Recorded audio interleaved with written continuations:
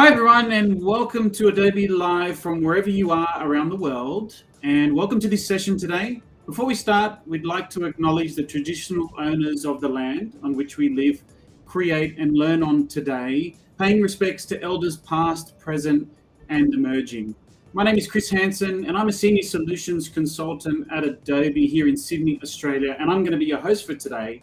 And joining me is Jessica Ticchio and David Porte Beckefeld, who are 3D artists, designers, and they're also partners. Welcome to both of you. How are you? Good, thank you. How are you? I'm great. It's good weather here in Sydney today. It's been a bit drizzly, hasn't it? Yeah. And very wet. Yeah. How you going? But we're happy to be here. Yeah. Thanks for having us, Chris. No problem. So maybe just before we start, so people can get to know you guys a bit better, do you want to just talk about what you do and your backgrounds? Maybe Jess, we'll start with you. Sweet. Hi, I'm Jessica Ticchio. I'm a multidisciplinary creator. I am a 3D artist, and my work is mainly revolving around creating dreamscapes and virtual sculptures. So very relaxing, kind of dreamy scenes that hopefully bring some solace to whoever views them. Because my life is really chaotic, so this is kind of how I balance things out. Hey, my name is David Porte Beckefeld, and I'm a 3D artist. I love to sculpt my creations in VR, and they're always very abstracted, watery, organic shapes. Yeah, that's me. Love it. I love hearing the dream-like state. I want to start basically by saying, so how did you guys get into 3D? I might start with David, because sure. I'm curious to hear your background and then how Jess got into it. Yeah, so I went to Billy Blue in Sydney, and I did a Bachelor of Applied Design majoring in digital media, and a part of that course had 3D. But that was kind of in the earlier days of 3D where you use Maya, rendering and the response you'd get from the work you were creating was a lot slower. So I didn't actually take too much interest in 3D in uni as much as I did graphic design. So I pursued more graphic design, and then I started to play artistically with Illustrator and making different compositions and stuff. And then I started to get to a point where I felt a bit limited by the lighting and the way I could control objects and things like that. So then I started to move into 3D. And that was around the time that Octane had just came out, which is a GPU-based renderer. And it just made everything else doing a lot more responsive. And you can, it's far quicker to render things as well. And coincidentally, that's when we started dating. Yeah, so exactly. Then at the time I was at uni at COFUS at UNSW Art and Design now. And I was majoring in graphic and object design. And David's getting really, really into 3D. I'm like, oh, that's really cool. And for the first few years that we were dating, David was like, oh, you should get into 3D. Yeah, I was like, you have to learn it. You have to learn it. And I was just always I never studied it at uni. It seemed so hard and just super technical. I was always more of a hand illustrator, very 2D.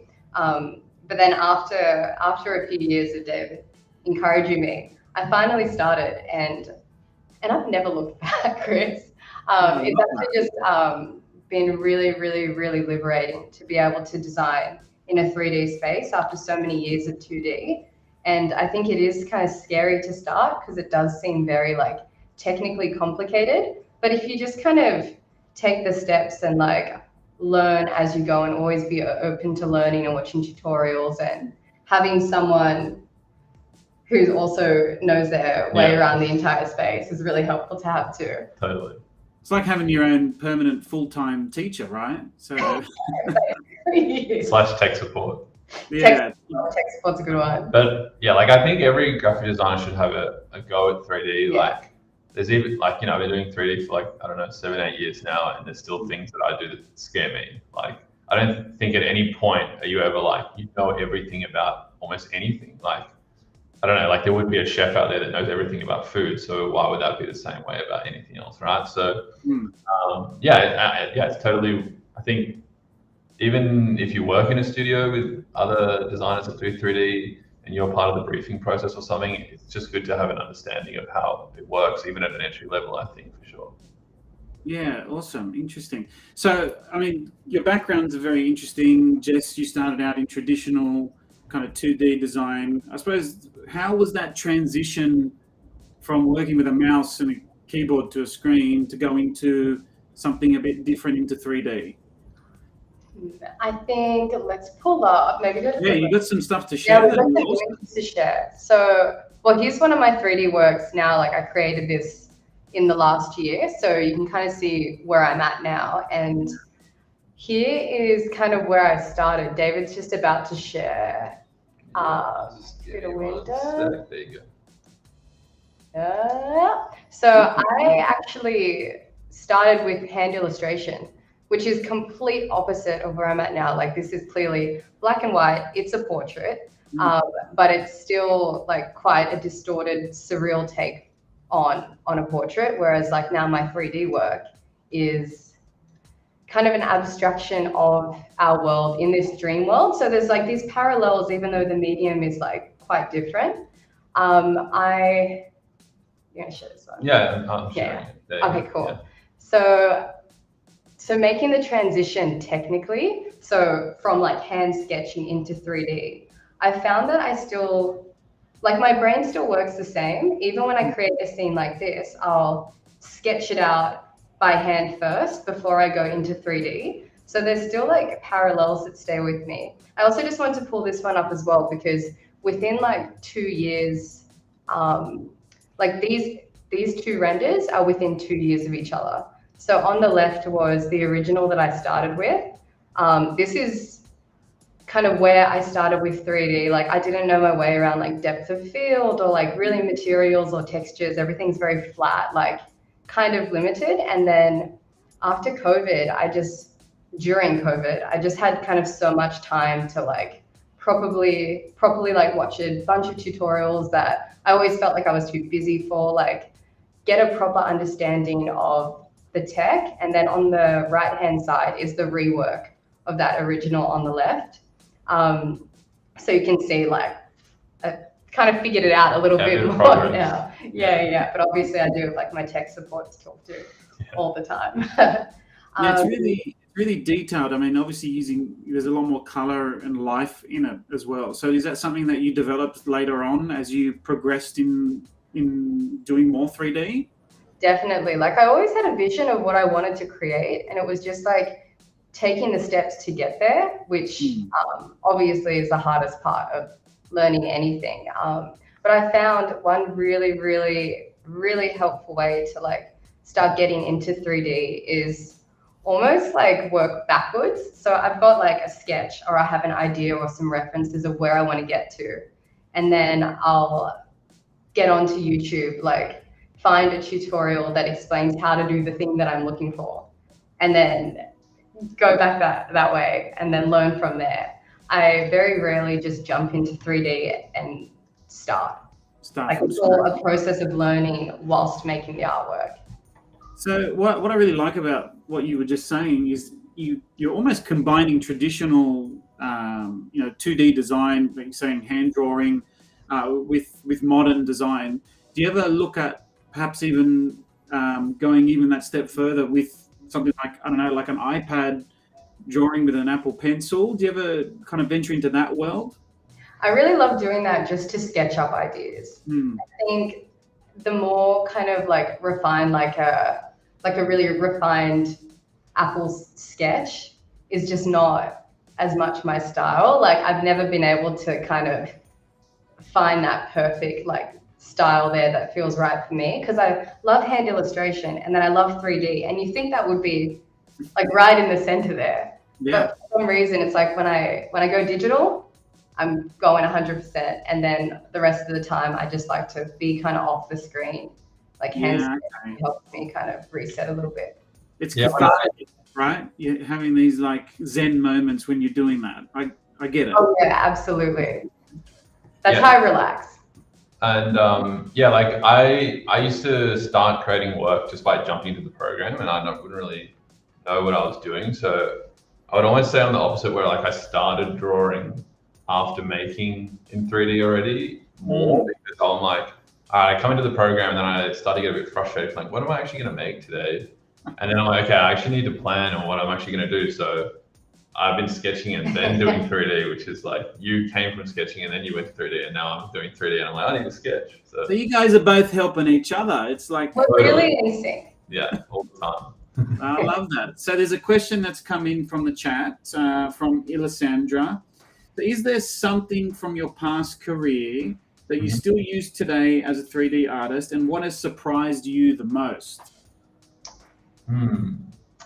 Well, like, I guess like past career in graphic design, I guess I could say comparatively to 3D, because I guess like once you start your journey as a designer or a creative, like, I guess unless you're referencing something that happened to you or something psychologically, like there's less things that you're borrowing from those other experiences. But from my time in graphic design, I think using Illustrator, what I'll do, and it's a really quick way of modeling something in 3D, is I'll use Illustrator and create like a vector on a side profile of what it is that I want to make, or like, for example, like I'll share this, which we're going to talk about this piece in a second.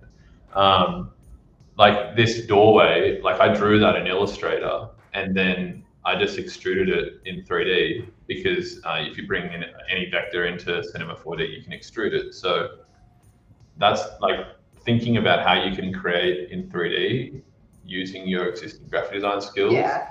It's not only good for, you know, just like when you want to make something quickly, but someone that's transitioning from graphic design or 2D practice to 3D as well. Yeah, because modeling, like to do 3D modeling, it's hard. Yeah, it's not easy. It's not easy. And then sometimes you just want to have like a shape that's more interesting than just like a cube or like a sphere. Totally. I do love spheres, not gonna lie. I was gonna say it, not gonna spheres, like they're my own bread and butter. But sometimes you just want a bit more of an interesting shape. Like even this kind of S form here, that could be created through using Illustrator and making a vector. But then also, like David works a lot with VR sculpting, and maybe just share that. Well, I want to come back to VR. Actually, while we're on this piece, you said you wanted to talk about it, so I'm curious to know a bit more.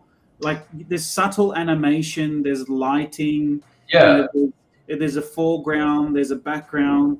Yeah, so this through the process. Yeah, so this was like I think this was our first collaboration. This is our first collaboration. Yeah. This is our collaboration. Love it. Yeah, and this was also the first NFT that we ever minted as well. Yeah. And this was like, I don't know, like December 2019 or maybe even earlier. Yeah. I think earlier in 2019. Yeah. We were on we called it our art retreat. We went to the South Coast and we pretty much just like went to the beach and made art every day. Yeah. And we were always saying like, we have to do a collaboration, we have to do it. But then like when we hang out, we're like, oh, we just want to hang out. But then once you start, it's like, wait, no, we want to do this. We just have to start. Yeah. Then your relationship becomes work. Yeah, we try to keep it separate, but then when we really like here, we had like the idea kind of stemming from the trip that we were on. We were like, everything's so beautiful, like in nature, like pulling these different elements. So like obviously the sand, like shells, the sky. Yeah, this is called Coral Cove. Yeah, so Coral Cove. Very like beachy elements, which kind of I guess were drawn from our trip. Yeah, it like commemorates the beautiful trip that we had. And with this one as well, this is when I was first learning 3D. So it was actually it started more as like a learning exercise. So this was mostly David creating and me art directing. I was kind of like, I want to design this. I want it to look like this. Here are some references for textures, for colors, for materials. Here's like a hand sketch. Yeah. And then David is like, here's how we do it.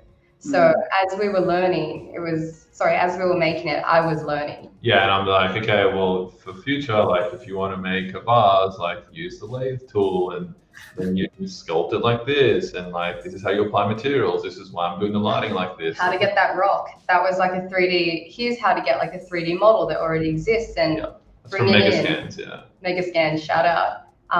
So this was, very much like you can see my work now, the style coming through. But the before I had any like technical ability. I was like, here's what I want to make. I don't know how. Yeah. And then together, this was the product. Yeah.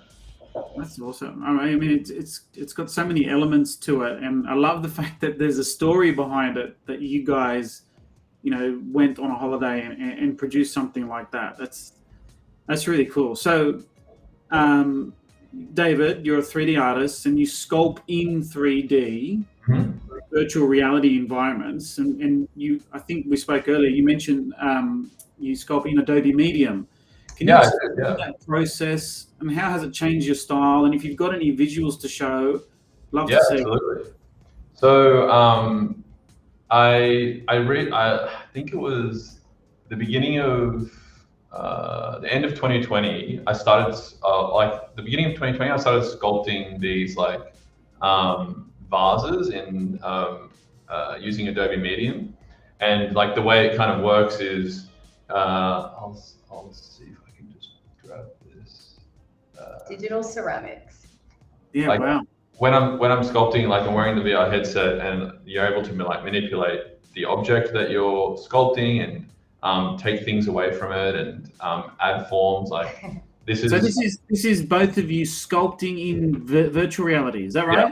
Yeah. So this is Jess, and you can see that tool there. That's actually called a lathe as well, and it moves whilst you're drawing. Goes around on that like circular little piece at the bottom. Yeah. So then it's like doing pottery wheel pretty much. And it's so interesting. Like it feels really tactile. Like even though you're in a digital space, it feels like you're creating with your hands, which I think like a lot of digital artists crave, that connection with the material. And like sometimes you don't want to just be like using a mouse for 8 hours during the day. It's nice to feel like you have a bit more freedom through creating in this space. So I was kind of using it almost like the way you use a throwing wheel in pottery, where I would draw and then like just let the lathe move. So I'd like hold my hand there, and that's how I kind of got these lines, and I'd build up these very like even forms vertically using this method. And that's kind of what made me really fall in love with VR, because up until this point, kind of procrastinated like properly learning 3D modeling, and then all of a sudden I had this tool that was like incredibly liberating, and you could just draw like you do with a pen and paper, but in a 3D space that then I could take into an environment that I was very, very familiar with to texture, light, and add materials and bring it more to life. Yeah, it feels very natural creating this way. Like it's weird how intuitive it is. Like you don't expect it to be. You put on the headset, and then after just kind of like playing around for 5 minutes, you're like, oh, I get it.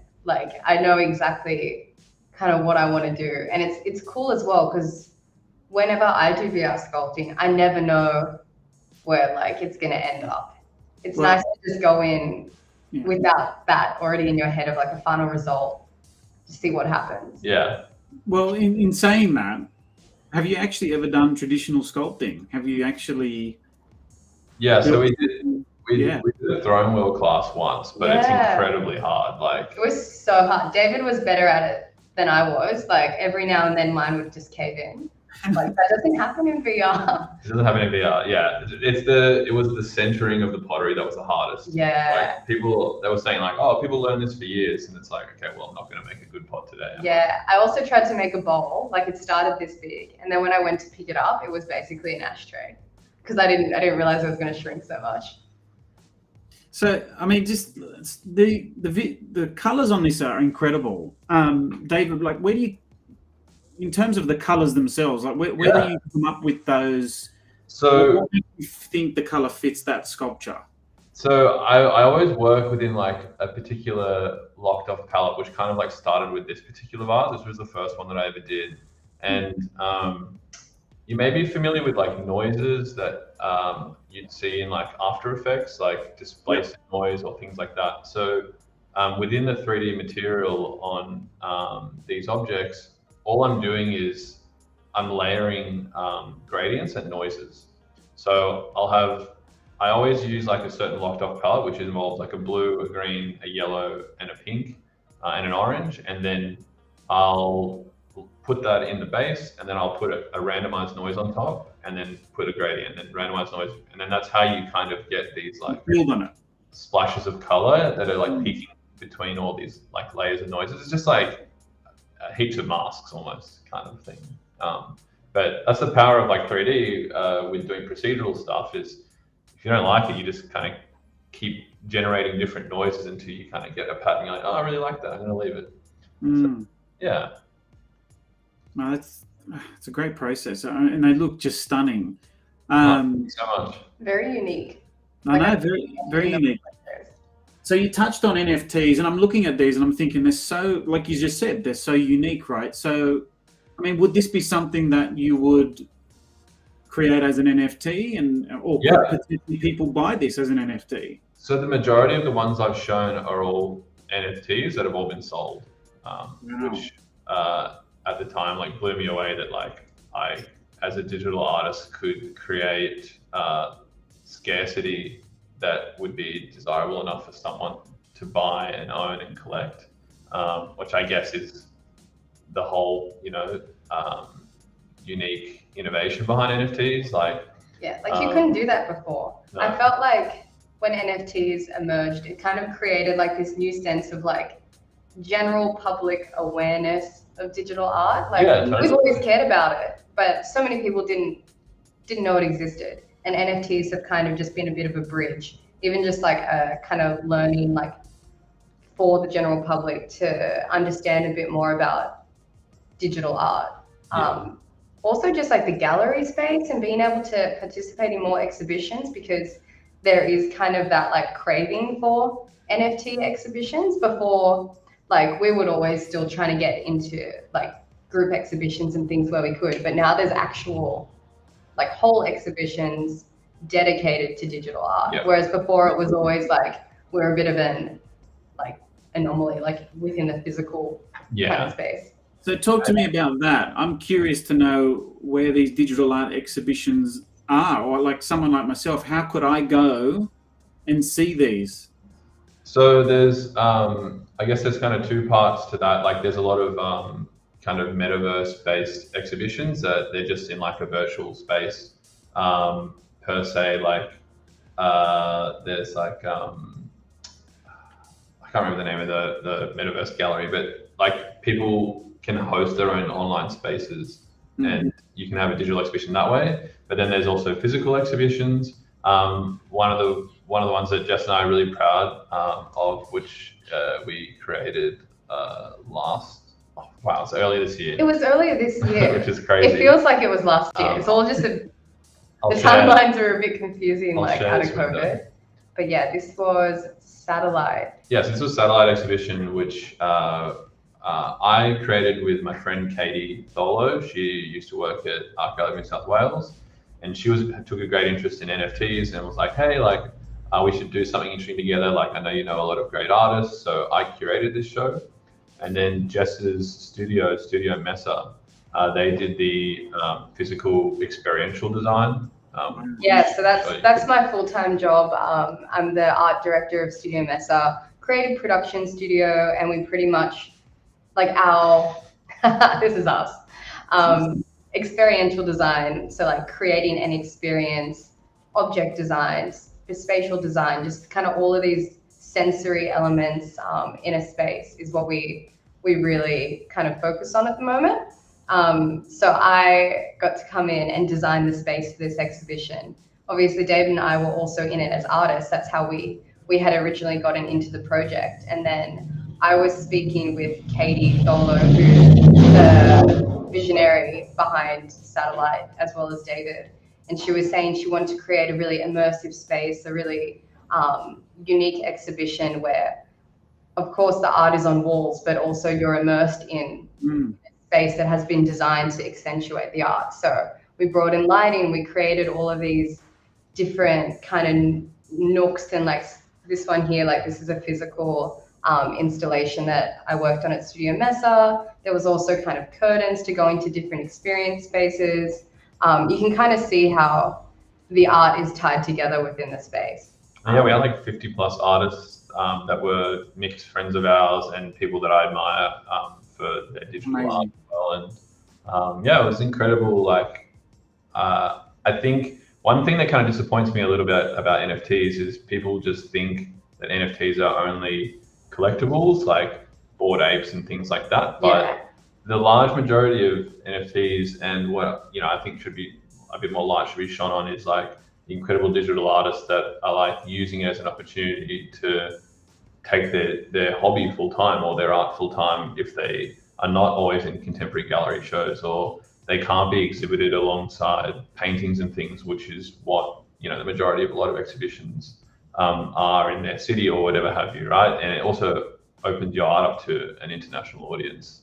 It wasn't really possible before. So I really my vision for this was to create a contemporary art gallery that was just for digital art, and then NFTs were able to kind of be the backbone for how that could happen. In the same way, in just say it's a traditional like painting exhibition, someone walks around with the red dots when you buy a painting. It's like, okay, this is sold. Like it's just a part of the exhibition, and that whole like part just wasn't possible before. Yeah. So then it just makes it also a lot more like financially viable to be a digital creator, because by taking part in these exhibitions, you have the chance of selling work, which would help you kind of just live to create more work. Yeah, absolutely. That's awesome. And I mean, look, digital exhibitions it sounds to me like it's the future. Do you see more of these popping up? Do you have more coming up that perhaps we could come to? Well, I'd love to do one next year, but we haven't discussed it yet. But as far as the future, like I think like we're moving into like NVIDIA calls it the omniverse, which is like you have things that are happening physically and then you have things that are happening digitally, and there's counterparts to everything. And I think like the future of art will be digital. Like wait, are you telling me that not only do I have to worry about a metaverse, I now have to worry about an omniverse? I was thinking the same thing. I'm like, what's an omniverse? So omniverse is something that's happening in the metaverse, but it's happening one-to-one in real life simultaneously. Oh, okay. So okay. Yeah. There's some new in this. I need to do some research. So like like a company might build their factory in a digital space, which is a one-for-one of like their real factory, and they'll like put through the same stresses and things on that factory in the digital space to see what limits they can push in reality, as an example. Interesting. And I think that art will go to that space, to that direction as well, where you'll have a digital exhibition, which is, I guess is what we did with Satellite. Like you've got all of these works in a room, but then all of these works on a website for you to buy at the same time. Yeah. But if it would be a true omniverse if looking at it digitally was a one-for-one of the room and like the location of Satellite. Okay, you know what I mean? Like that's where omniverse kind of comes in. And the metaverse is just digital. And the good thing about having things existing in a physical space and a digital space, with Satellite, for example, like a lot of these artists are not like Sydney or Australia based. Like we have a friend like Voltron, Inez Alpha, Alex Trosher, David McLeod. He used to be New York based. He's back in Australia now, but it's international based. You're saying, and everyone can still feel like very part of it, just because there is like more access and more dimension to how you can experience the art. It's quite cool. And even from this, just because we were talking about like how can digital art, like how will it kind of come into the future? I just think about whenever you're watching like a TV show, even like The Simpsons or something, and whenever they would like shoot to the future, instead of like a static like painting or image on the wall, it's just like a moving artwork. Yeah, it's like a hologram or something. Yeah, and like all that kind of stuff. Like even with NFTs, like digital photo frames, I feel like they popped up like a few years ago, but people were like, don't know what's happening here. Yeah. With NFTs, it's like, oh, I can actually now I get it. Work. Printed. Like Infinite Objects. I just did a collaboration with them, and their whole thing is like we print video, so you can get like a beautiful frame that just looks stunning, and then put it on the wall, put it on display, and it's just like a looping animation or like a really like special moment that was just like. I have some. I should have brought them in. It's interesting because you're capturing a moment in time, right? And then you want to display that. But it's interesting also what you said about The Simpsons. The Simpsons are like renowned for predicting the future, right? So on that, what do you think the future of the NFT space would be? Ooh, that's a good question. Well, like for example, traditional auction houses like Christie's and Sotheby's, like they've already acknowledged NFTs as a legitimate form of art collecting, and they're at the top of the game selling, Picassos and Rembrandts and all that type of thing. So I think the future is NFTs. I also think at the same time with like blockchain technology, Web3, NFTs, like we're still in like the dial-up era, of the internet. Like you need a wallet and you can't lose this code to your wallet, otherwise you lose the wallet forever. And it's very like, it's not user friendly, right? It's not intuitive. I think once we get into like the Web2 era where, like think about how different it was from when you had like dial-up and Aussie email to, Facebook and Tumblr and Twitter and all that stuff. Like the internet was a much different place to be. I think Web3 and NFTs and everything will be a much more different place in the future for the better and more accessibility. And it'll almost be like, I think you'll be engaging with digital things and buying things, and you won't even realize that it'll be on the blockchain. That'll just be in the background verified. Yeah. I think. Yeah, it's almost like this stuff is just popping up a lot now, especially multiverse and now omniverse. Like, Yeah, totally. You should Google it. Don't worry, I'll be Googling that. So I got a question. So, excuse me, what advice would you give to designers wanting to get into 3D or Web3?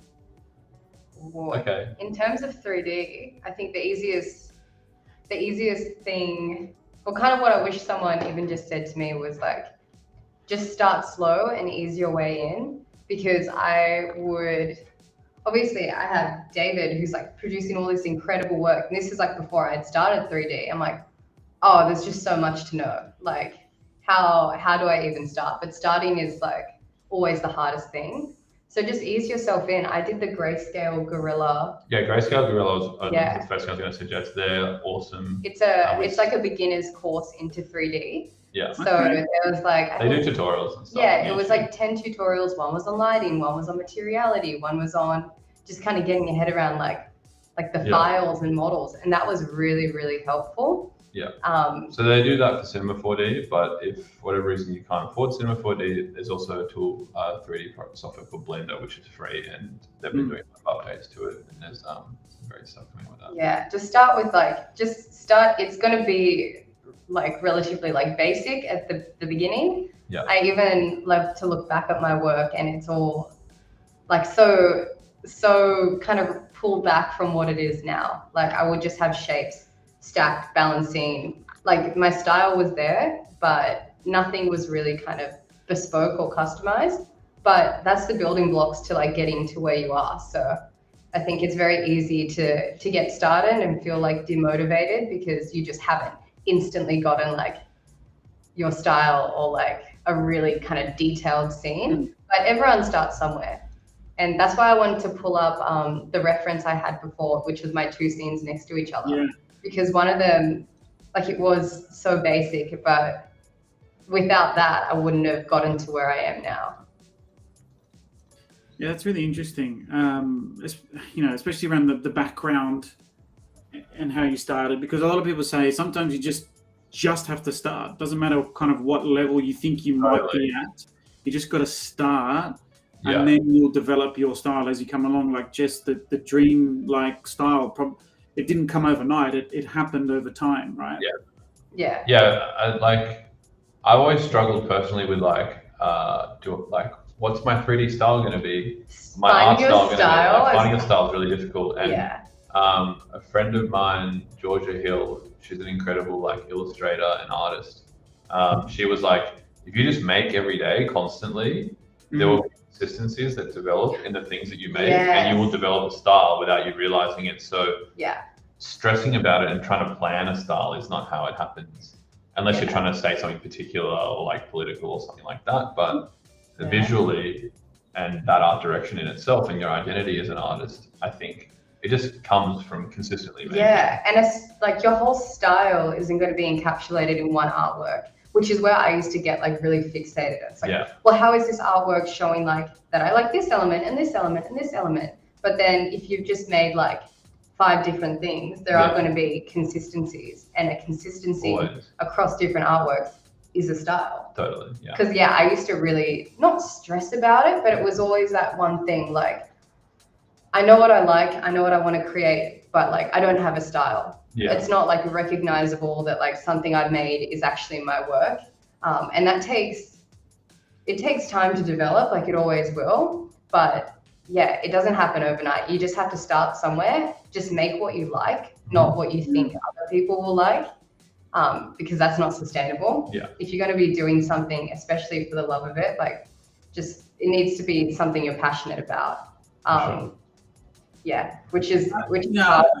Yeah, I really like that. Make what you like, not what you think other people will like. Because a lot of people, you know, they might jump on trends and go, right, I'm going to do that. And it may not be the right thing for them. Yeah. May not come across right. So I suppose it's like a passion, right? Have a passion and then express that passion through the art. Mm-hmm. Yeah, you guys are doing that. Yeah, because it's just like, if you want to be, like creating art, like you want it to be something that you enjoy. Like for me, and I think for you as well, creating art is like, it's an enjoyable experience. It's not like, it doesn't feel like work to me. No. I try to keep it, like obviously I'll take on more like commercial projects, and so will you, but for the most part, 3D and art is like the equivalent of like meditation, like something it's that you do for yourself. It's cathartic. Yeah. You want it to be just an enjoyable experience. Making something you enjoy your job can be risky, because like we've got friends that are musicians, and they've gone from like working a full-time job, doing music on the side, to being like, oh, I didn't think touring would be this exhausting, and something that I love about music is now like my everyday work. And you know, that can happen with art. Like you've just made something that is a pleasurable outlet work, but you can still do things to make that just as enjoyable, especially if it's your passion. Like, also, work isn't always bad. Like we love our work so much, but it's just that idea of having something that you can like kind of separate and like recharge, reset. Totally. Like I don't like to be deadline driven as much in the art world, whereas my design projects, like everything's deadline timeline, especially with events. A lot of deliverables. Whereas for art, for the most part, it's like I'm creating on my own terms. I've got some time in like the afternoon, and I just want to like sit back and like just experiment and like have fun. So on some of the things that you just touched on, there's a question that came in from Johanna. By the way, anyone who wants to ask David and Jess, can put it in the chat and we'll sound it out. Johanna says, how different are your briefs for your own collaborations versus with your clients, or are they one and the same? Like in our personal work versus like commercial art? Yeah. That I can pull up. I'll show this. Yeah, I've got a pretty good reference. This was I pretty much got approached. This was my most recent project as well. Vogue China spearheaded this whole project called Meta Ocean, where they pretty much worked with like all these different Vogues around the world. So Vogue Australia nominated me for this, and the brief was to create like a virtual sculpture to be integrated into this virtual world. So this was a very kind of like, this was a super like easy transition from personal work into a more kind of commercial project, because I basically just got to do exactly what I would like do anyway. But then just the way that it was displayed, the way that like they've taken my work and kind of reimagined the experience around it. For context as well, it's a digital world where you can navigate, like the left and right are controls, and this is me screen recording my phone. So I pretty much like went through this world for like an hour. It looks so good for like a live rendered thing on a phone. I tried to make it feel a bit cinematic. Like I would just stop in one place and I'd do all these shots, and then I like splice that together afterwards just to have a bit of a cut together reel. But these kind of projects, and you have similar projects as well. Well, like This one. Oh, yeah, that one as well. Yeah. But that was still like an artist. Yeah, industry, I guess. yeah. This is a sculpture that I did for Paris Design Week earlier this month, and it was a collaboration with a French design studio called Uchronia, and it was commissioned by Elle Decor, which is like the magazine. We're very in sync with like our projects always just seem to come from different directions, but it's like, okay, you've got Vogue, you've got Elle, and they're both like ocean themed art. Yeah, that was definitely a very funny coincidence. Yeah. That's all the time. But yeah, like it's hard to say like what restrictions with briefs and things like that, because when you're approached as an artist, they kind of don't want you to derail too much from what it is that they like about what you do, and then that is vested in your own creative freedom. So if the more they restrict you, the less they're probably going to get what they actually want. Whereas with design brief, it's it's more of a service. It's got an end outcome or means. Design has intention. Art is more about expression. Yeah, so, very true. Yeah, it's cool that we have like the best of both worlds, I feel. Yeah. Yeah, and then when combining those worlds, you guys produce incredible work like this and what you just showed us, Jess. But I actually have a question. So this piece here, and even your pieces too, Jess, have you ever thought about going in the other direction? As in, this is a digital sculpture. That what you just had up was a sculpture. Would you ever like 3D print that and turn it into a physical sculpture? We would love to. Like you've actually looked into 3D so printing. I actually spoke to a company based in Italy, I think they're called Wasp, and they do ceramic 3D printing. So it cool. 3D prints wet clay or clay, and then it sets, and then you have to move that very carefully into a kiln. Wow. And yeah, I really want one, but it's about 12 grand for a machine. So yeah, that's not cheap. Yeah, and I got to learn how to paint it and then glaze it the way I do this stuff with like the masking and things, which is like that'll be an interesting process. But that's definitely something for the future. Like one day, I'm gonna do it. It's just a matter of when. That's kind of a really good example of where like a collaboration would be incredible. Like if there was kind of two parties, someone with a vision, someone with like the kind of tools to make it work. I think that's where we both really enjoy collaborating and taking our digital art into the physical space. Mm-hmm. Yeah. It's definitely. We want to do it. It's just trying to figure out how, or like having the resources to do it. Also, how cool is like a ceramic that I didn't have to like even dirty my hands or do anything. Yeah. It's just purely digital, but it's physical there, looking exactly like something that someone would sculpt with their hands. So it's very like meta in that way, I think. It's so meta. It's all so meta. Yeah. But I love it. It's just the future. And also going into the future of like digital art, I think we're at a very cool time. Like we're at the beginning of a new art movement, which is like so rare. Yes. Like when has anyone else like been able to say that? Usually like the art you study in school, it's like everything's already been done. Yeah. Everything's like there's so many different movements, but they're all in the past. This is kind of the point where we can kind of try new things that haven't happened before. Yeah, between NFTs and digital art, there's just these new emerging industries, and it's been digital art's been around for a while, but not as accessible as it's ever been. Yeah, and even like you were saying with 3D printing, like I even was looking into like 3D printing glass. You can also do crazy. Yeah, you can do that. Yeah, it's like they start with like liquid glass, like say you're making a vase, and it's like builds it up kind of like in a spiral, say if you're making a vase like that. And we got some prototypes made. I'm going to be honest, they weren't very refined at this point, but it's cool that we'll get there. Yeah, it's all being developed, and just the things that we're doing now, we're just going to kind of be able to do more and more and more. Yeah. It's just everyone's like figuring it out right now. Yeah, interesting. So there's about 8 minutes left to go, and just to sound out to anyone online, any questions, keep putting them in the chat, and I'll ask Jess and David. I've got a couple of questions that are quite similar. How do you guys juggle your working full-time jobs and being a professional artist at the same time? I would say very difficultly. But it makes, yeah, like, when you get the balance right, it's nice. It's I'm still good. finding my balance. Jess has definitely found hers. Found my balance. Um, But it took a long time. Like, yeah, it takes time.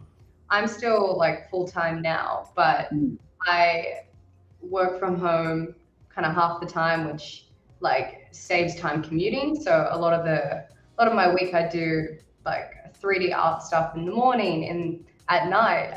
But then I also use the weekend. And more recently in the last year, I went to 4 days in my studio. So now like Monday to Thursday, I'm the art director, designer. I'm still available on Fridays, but then for the most part, I have Friday, Saturday, Sunday, nights, mornings, art. And I think because we do have such kind of limited time, like in the broad sense of the week, when it does come to our art days, we just go so hard because it's like you really value the time. Whereas in the past, like say in the Christmas holidays or something, I've had every day to make art.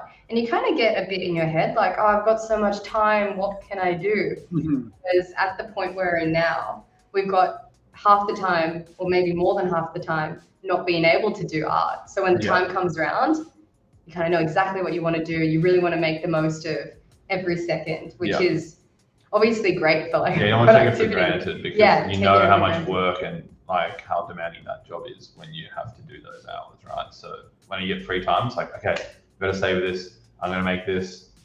This like sculpt thing has been in my head all week. Let's get it out. Yeah, and it's cool as well to like be able to continuously revisit artworks. Like when I make something, it honestly takes me like months sometimes because I'll start an artwork on say a Friday. I'll come back to it on a Sunday. I'll look at it one night the next week, and I just keep doing like constant iterations and like refining things so slowly that by the time I'm at the end of the artwork, I love it so much because it was such like it's such a process. Yeah. Whereas if I make something quickly, I feel like I'll look back at it in a few months and be like, oh, I should have changed this. Yeah. But I don't really get that anymore. No, yeah, you kind of just commit and you just enjoy it. Yeah. That's it. Just enjoy it. Have fun with it. I got a couple of, I suppose, fun questions. Yeah, go for it. All right, Jess, what is David's best design? And David, what is Jess's best design? No pressure. Well, this is great timing. This is one of my favorite things that I think you've made personally because it was one of the first times Jess picked up my VR headset and had a go with it.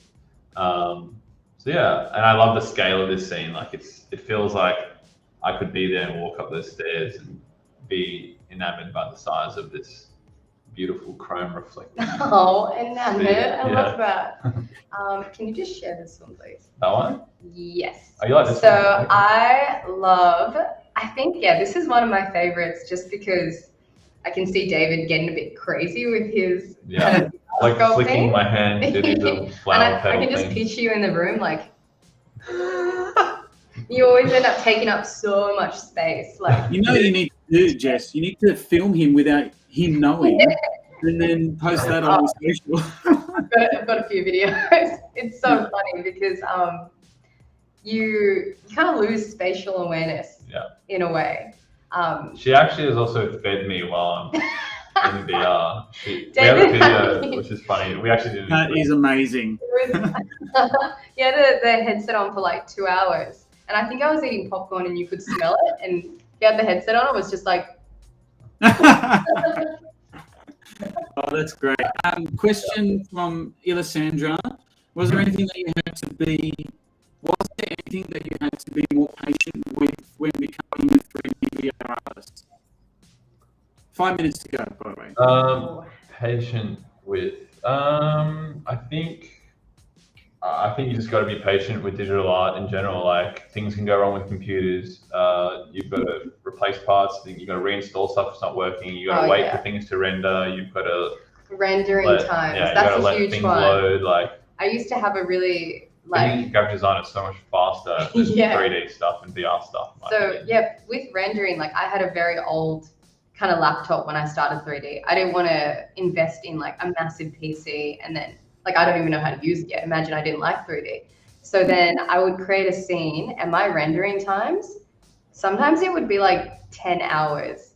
So you just have to be like, okay, Overnight renders. pardon? Overnight renders. Oh, yeah, exactly. Yeah, and then here's where patience comes in. Imagine doing a 10-hour render and then watching what you've just rendered and like one thing is wrong. It's like, yeah, you've got to re-render the whole thing again. that really tested my patience. Yeah. I mean, I have a faster computer now, but I'll never forget those times. Yeah. No, absolutely. I actually love it. What about strengths and weaknesses? Jess, what are David, what are Jess's? Oh, sorry. What was the beginning of the question? Oh, sorry, strengths and weaknesses. Strength. Test you. Oh, yeah. Of each other, right? Yes. Okay. Well, I think there's like a few. I don't want to call it a couple of Tell each other your problem with the other person. yeah. Yeah. So I think just like there's some like more like technical 3D stuff that you could probably like I'll be like sharpen FaceTiming your David. tools on. Hey, I know we're just like chatting about non-work things or non-art things, but can I just quickly share my screen and ask you a I'm question? stuck. Just like mid-conversation, Yeah. I'll just like switch the FaceTime. I'm in. And I'm like, 3D. I've shown you this, you know this. I'm like, So that's probably my only thing. yeah. But like there's stuff that I don't know either, so it's like. Yeah, I'm definitely still learning. I'm still learning, and What's my thing? Because your thing, you take He wants to know. He's like, what? time. it takes way too long to do things. Like you know that as well. I already know that. I was about to And- say it about myself. Maybe it's a strength and also not a weakness. Maybe it's a strength and an opportunity. Yeah. Because by taking a longer time to get things done, you do obviously have a more refined result. Yeah. But sometimes it's pretty slow with things like. Yeah, I'm very perfectionist-y about stuff, and Yeah, you're a perfectionist. I am Yeah. a perfectionist, but I kind of know where to just cut things off. There you go. Well, look, guys, I think we're at time. I just want to say it's been so awesome talking to you. I've learned so much. I'm going to go and Google Omniverse because I don't know what that is. But I'm really interested to see more of your work. I'd love to come to one of your exhibitions. And for your socials, where people can find you, we're going to put that in the chat. So people can follow you. easy. This is So my I- Instagram at David Porte Beckefeld, and Jess's is at Jessica Ticchio. Awesome. Thanks And again. And if there wasn't time to answer anything, my DMs are open. If anybody wants to ask anything, feel free to message me. No stress. Me too. DMs. Yeah, exactly. Thanks so much, guys. Thanks for your time. Thanks so much, Chris.